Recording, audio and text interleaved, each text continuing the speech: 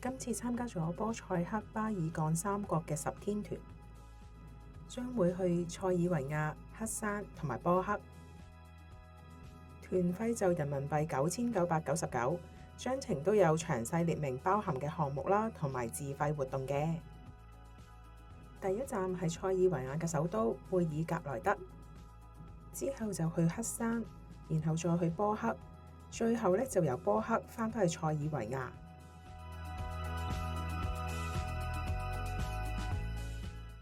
好多朋友都問，點解你會揀呢個地方去嘅？其實答案就好簡單嘅，就係人一世物一世，要趁自己同埋至親仲有健康嘅時候，就去見識下咯。今次旅程都有好多成就解鎖，其中一樣就係搭呢個中國南方航空。我哋凌晨3點2起飛，坐直航12個鐘去到塞爾維亞。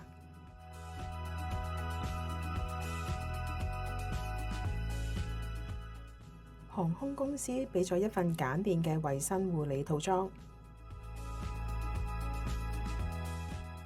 途中就包含咗一餐晚餐、一份三文治同埋1個早餐。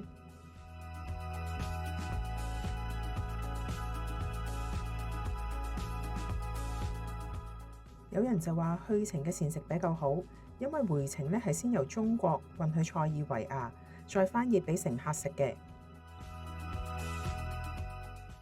不過真相係點都唔重要啦，最緊要嘅就係西式嘅味道係比中式嘅正常。搭咗12個鐘頭嘅長途飛機之後，我哋就開始第2日嘅行程，參觀咗中國駐前南斯拉夫大使館遺址，大約15分鐘。之後就係鐵托姆，呢一個入場券已經包喺團費裏面嘅啦。遊覽時間大約1個鐘頭，都係靠晒普通話導遊進行解說嘅，因為裏邊嘅文物注釋係冇英文啦，咁更加係冇中文㗎。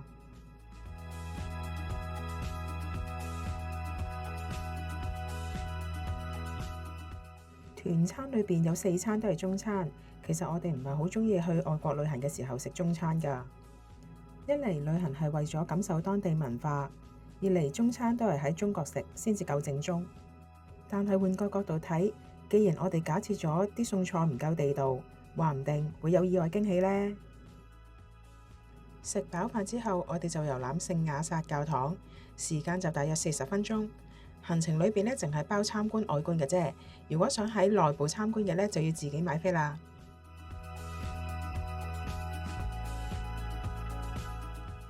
世事就係咁噶啦，天氣預測下晝會停雨。但係我哋只可以接受現實，拎住遮行卡萊梅格丹城堡公園同埋步行街。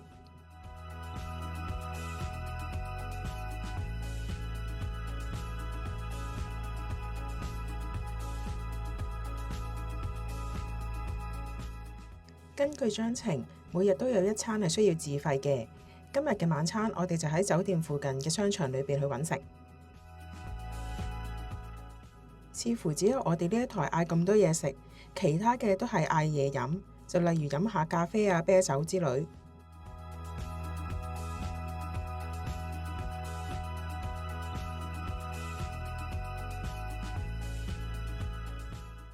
導遊都強調咗好多次，話呢度嘅酒店房間同埋床都比較細嘅，但係歐洲人普遍嘅身材都咁高大，咁佢哋點算啊？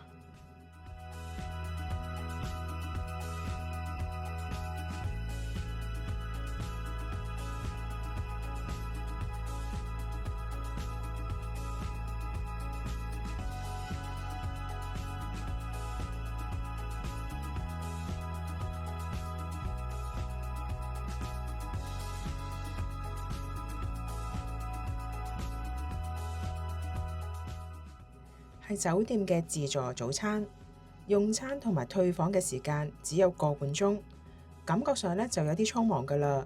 不過冇得揀啦，因為我哋要出發前往塞爾維亞嘅另外一個城市茲拉蒂博爾，車程就大約3個半鐘頭。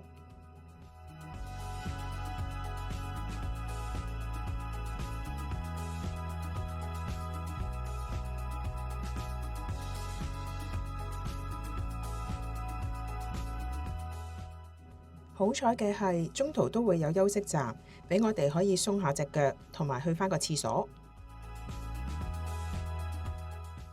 今日嘅午餐係需要自理嘅，如果尋晚係冇準備到呢，都可以喺呢度買返啲嘢食補給。終於嚟到今日嘅第一個景點木頭村。雖然都仲係陰天，但係至少唔使擔遮啊，感覺好好多。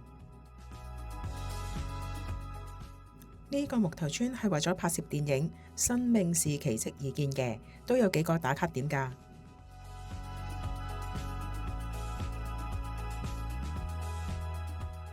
沙根 H 火車站係自費項目，遊覽時間就大約1個鐘頭，每人就40歐。真正嘅 catwalk 啊！雖然係旅遊區，但係遊客就唔好似想象中咁多啦。仲未到下晝5點就開始食晚飯，可能因為知道我哋中午食唔飽啦。賣相都唔錯，麵包、甜品、酸椰菜都已經準備好。第一次飲呢個麵條湯，雖然話炸雞柳可以續添，但係似乎冇團友舉手話要喎。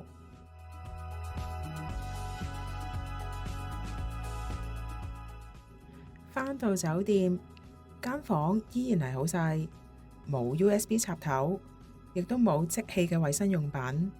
不過我哋似乎已經習慣咗啦。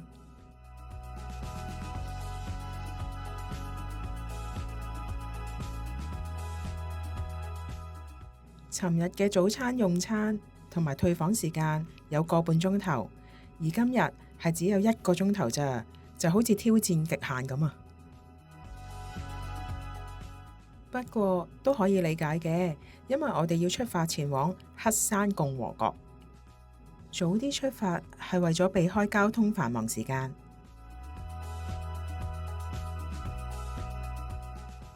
車程就大約1個鐘頭3個字。有3/4都係山路，20分鐘我哋就已經係順利通過邊境。然後我哋坐咗50分鐘嘅車去到塔拉河峽谷大橋，遊覽時間大約20分鐘。今日嘅午餐係自理嘅，或者每人俾50歐去食黑山烤羊排。羊排係可以續添嘅，咁今次啲團友呢，至少食咗2至3輪啊！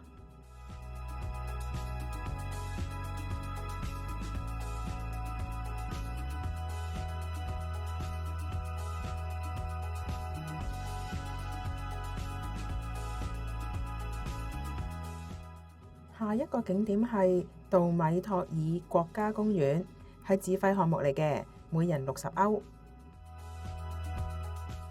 我哋喺呢個黑湖逗留咗2個鐘，好彩冇落雨咋，咁可以清晰睇到森林同埋雪山。隨後又係一段長途車程，出發前往黑山首都波德哥里察。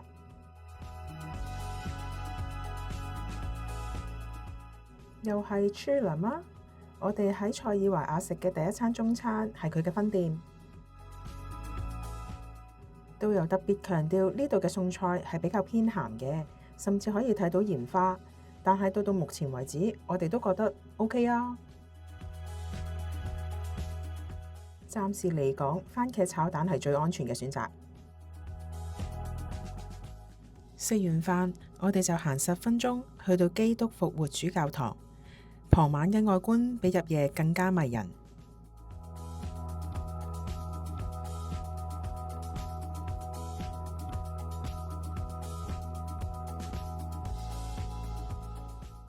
嚟到呢度，我哋已經入住咗2間嘅酒店，我哋都唔會期望會有 USB 插頭。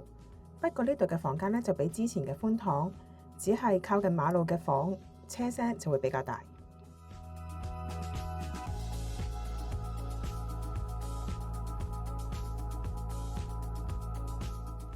知道呢間酒店有3個旅行團，我哋都知道早餐會瀨嘢㗎喇。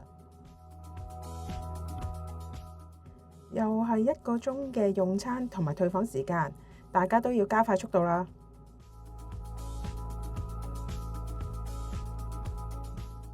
今日嘅第一個景點係聖斯特凡島，逗留大約15分鐘，去睇下呢片大海同埋個島。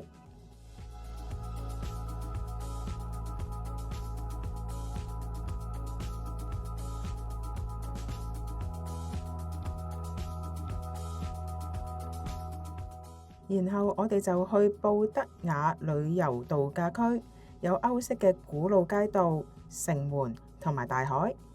但係呢，就只有1個鐘頭遊覽咋，我哋呢都要把握時間瘋狂影相。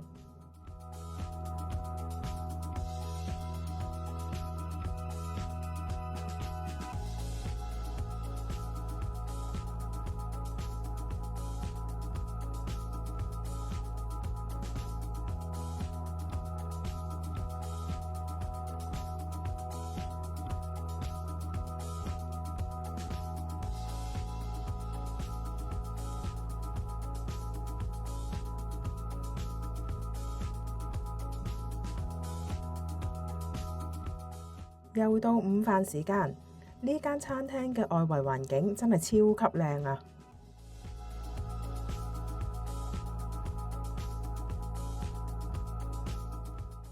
味道唔複雜，就好似當地人一樣咁樸實。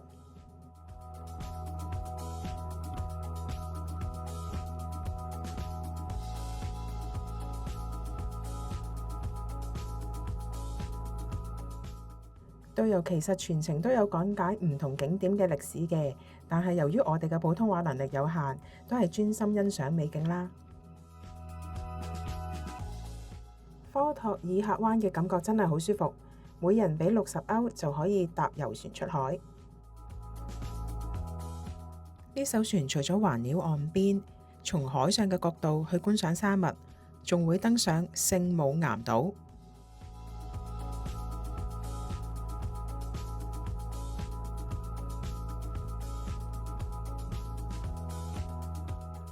完全感受到乜嘢係寫意同埋寧靜。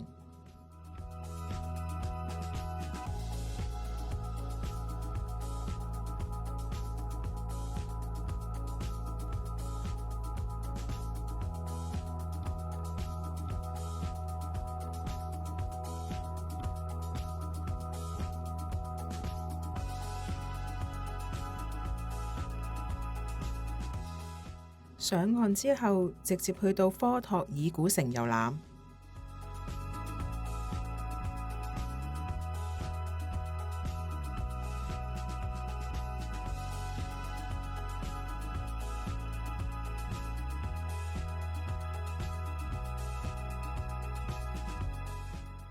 呢度真係好多貓啊！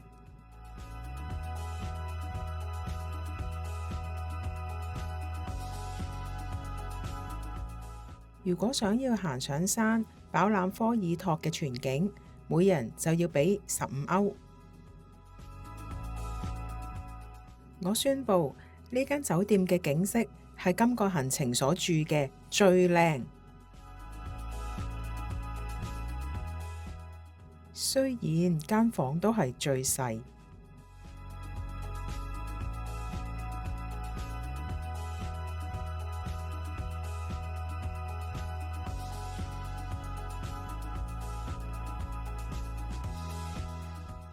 今晚嘅晚餐係自理嘅，如果唔想食超市嘅麵包，可以喺酒店附近嘅餐廳用餐，但係選擇唔多。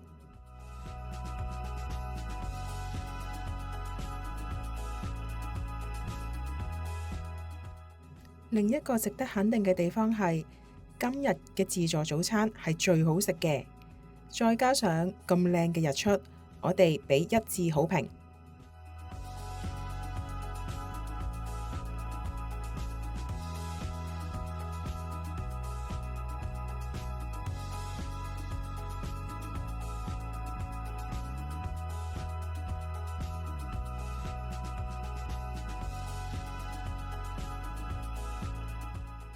食完早餐之後，我哋就離開黑山，前往科克。夏令時間正式開始，由今日起同中國嘅時差縮短做6個鐘。好耐之前，香港都有汽車渡輪，可能因為航程太短，導遊都唔俾我哋落車。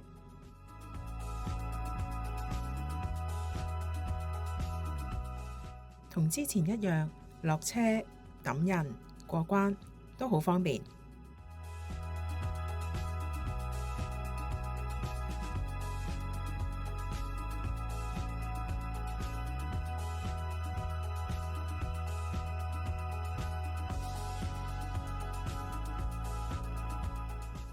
特雷比涅古城仍然存有接近30年前嘅戰爭痕跡。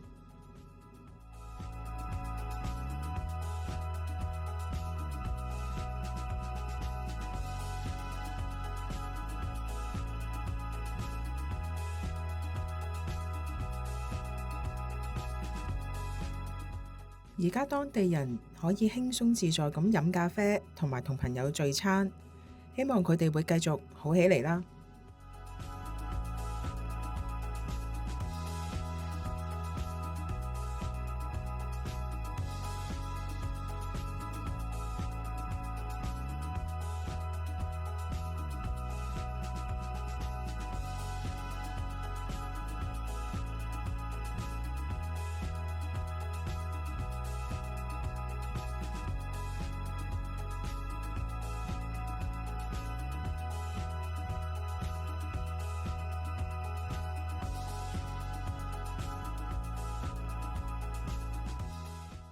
今日嘅午餐係食烤鱒魚，可能因為餐廳唔太習慣接待團餐，竟然淨係派咗1位服務員嚟照顧30人嘅午餐。雖然係出現咗一啲甩漏，但係睇在烤魚嘅味道唔錯嘅份上，我哋就原諒佢一次啦。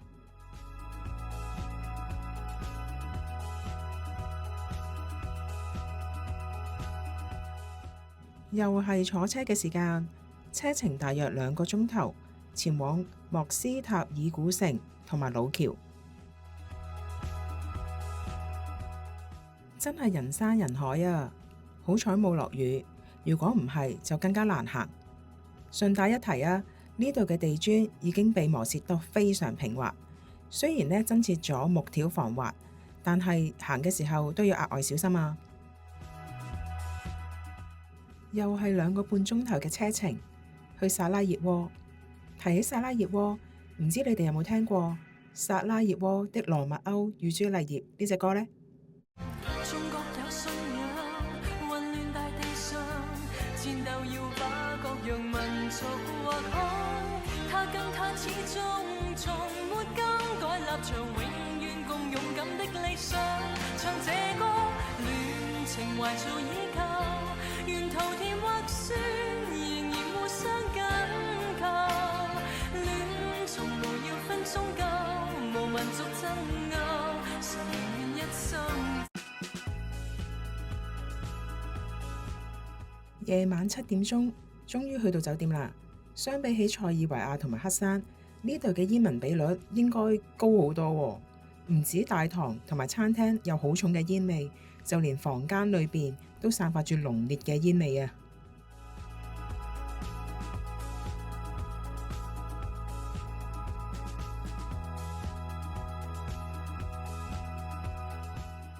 今日嘅晚餐又係自理嘅，附近嘅餐廳選擇唔多，所以我哋就喺酒店嘅餐廳裏邊食晚飯。性價比相比起塞爾維亞同埋黑山嚟講呢，都係高一啲嘅。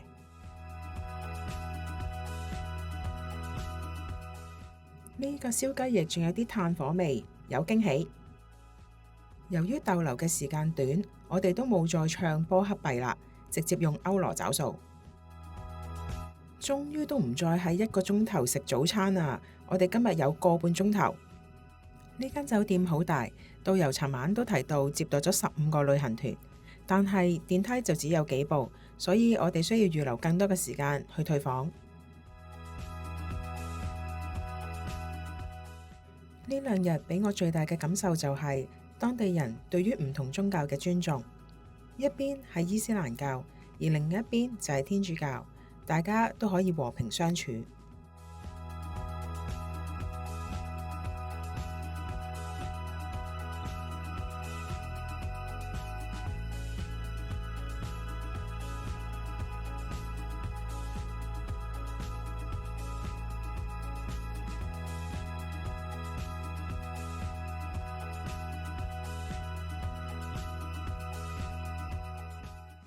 唔係錯覺，感受到呢度嘅空氣比香港嘅清新好多。雖然呢度嘅煙民都唔少，但係甚少睇到火車頭。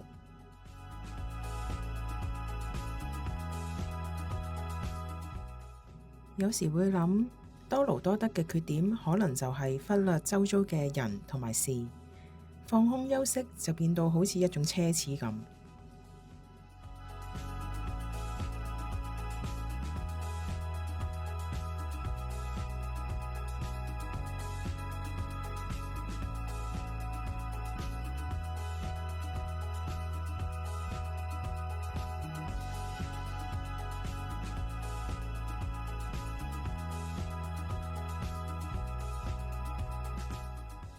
講真啦，雖然外國嘅中餐廳冇辦法同中國比，但係呢個質素我哋覺得完全 OK 啊。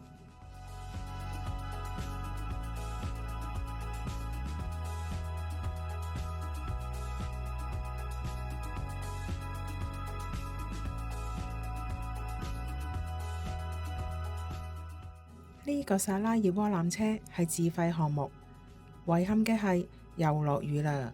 如果唔係，我哋就可以更加清晰咁俯瞰薩拉熱窩。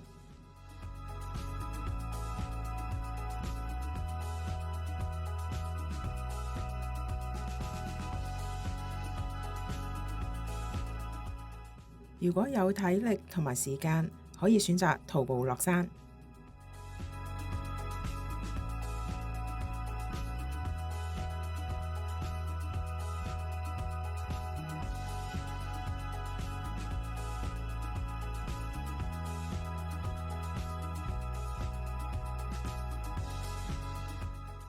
喺波克嘅旅程就喺呢度完結啦。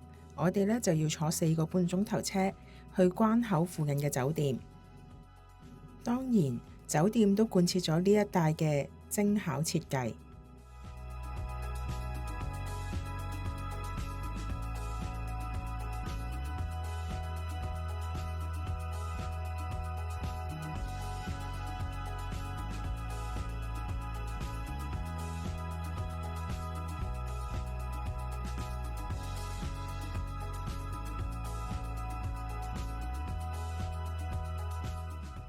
今晚嘅晚餐係自理嘅，附近都冇餐廳，只可以選擇酒店裏面嘅餐廳。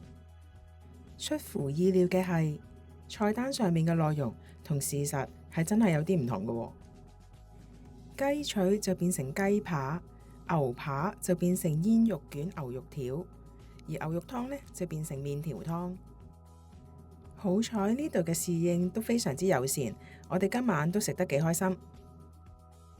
第一次睇到自助早餐裏邊有罐頭揀，之前喺超市都睇過個價錢，罐頭沙甸魚嘅性價比唔錯，都值得買㗎。食完早餐，我哋就離開波克，返去塞爾維亞。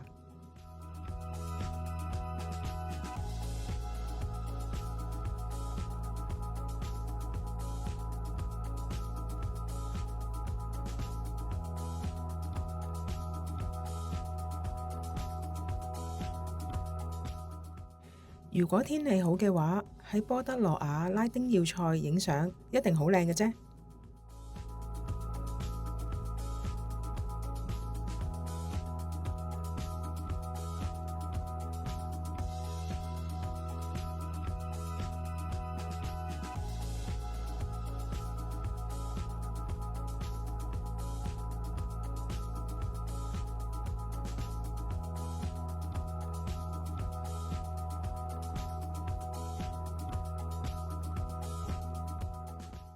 今日嘅午餐自理，連同參觀瑪麗教堂外觀，只係得1個鐘，所以我哋決定去超市買麵包同埋手信，作最後嘅衝刺。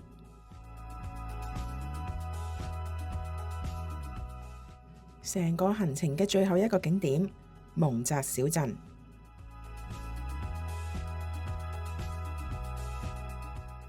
雖然話係當地人成日嚟呢度消遣嘅地方，但係完全唔係熱鬧嗰種。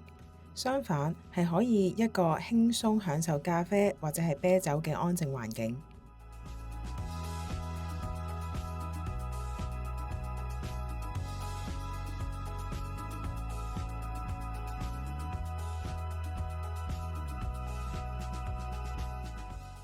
最後一餐團餐係食中菜，如果可以，我依然係想食當地菜，無論味道係點，至少都算係親身體驗過啊！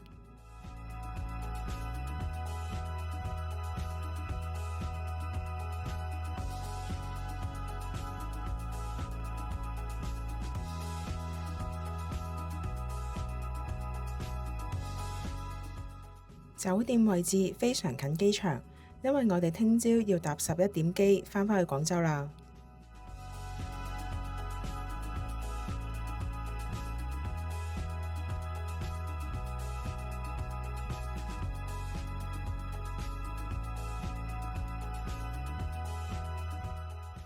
收拾好行李，準備返返去現實。